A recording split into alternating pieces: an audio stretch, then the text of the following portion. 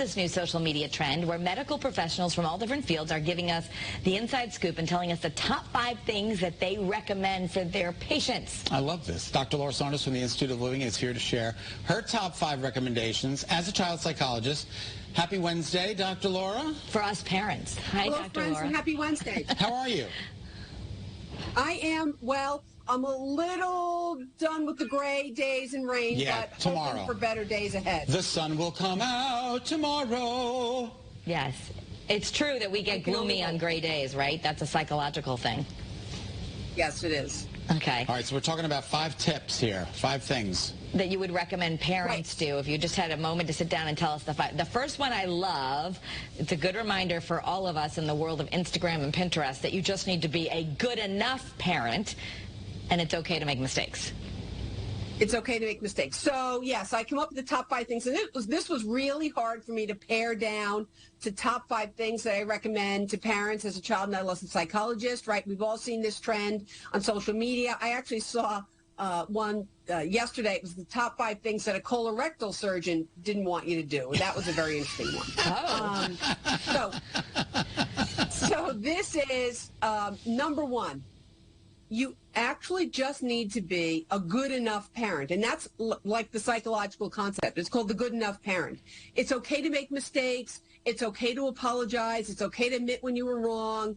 The corrective action is actually what strengthens the relationship. Children need consistency and structure as much as possible, that it doesn't need to be perfect. Let your child know what you expect and have some understanding of development. So that's number 1. Number 2, supervision is critical to keep track of what your child is doing.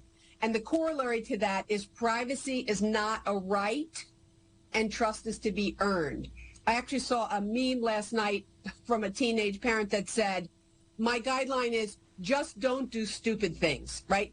So you just need to kind of keep some level of supervision, and you gauge that supervision based on your child's age and their ability level.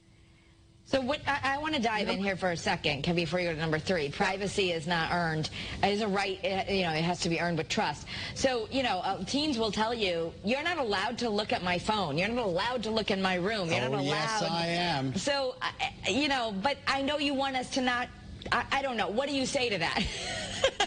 So it's a balance. It's a balance between, and parents need to kind of use their instincts, right? A 17-year-old gets a different level of privacy than a 13 or 14-year-old. And it's earned, right? So if you have really strong concerns and suspicions as a parent, then you say, I need to step in, and these are the reasons why.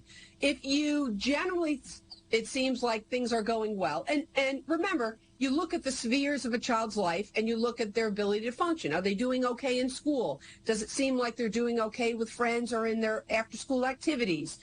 Are they generally reasonable at home, given the developmental guidelines of, teens get moodier and more difficult as they get a little older? So it's really looking for that information. I do think it's okay to, every once in a while just kind of check on things. All right, we have less than 2 minutes now to get to the other 3. All right. Try to hold out as long as you can to get your child a smartphone. I have parents ask me this all the time. Try to wait to age 12 or 13 as the minimum. And sometimes that means corralling other parents to also hold out. Monitor screen time and what apps your child's using. Number 4, positive reinforcement is the most powerful way to change behavior. Oftentimes parents assume that, kids just know how to behave, but they need the guidelines. But throwing lots of consequences at your child is not what teaches them. Reinforce their positive behavior. They're doing something that is good. They're doing something that you want them to do. Mention that, give that attention, because positive reinforcement is far more powerful. And the number 5 way is to be the best role model that you can be. Your good habits and or your bad habits are far more powerful than the words that you use. And the more you can be the best role model again, back to number one, not a perfect role model, but be the best role model you can be. And that is what your children will pick up on. That's awesome. Thank you so much, Dr. Laura. Those are great tips. Yes, and we're going to dive in more and get into each of those on Kara's Cures on the podcast. So make sure you're subscribing and listening because we get a little more time to pick your brain, Dr. Laura Saunders. Yes. I look forward to it. Are you looking forward to the Love Boat tonight on CBS at 9? Of course, yes. Okay, thank you so much.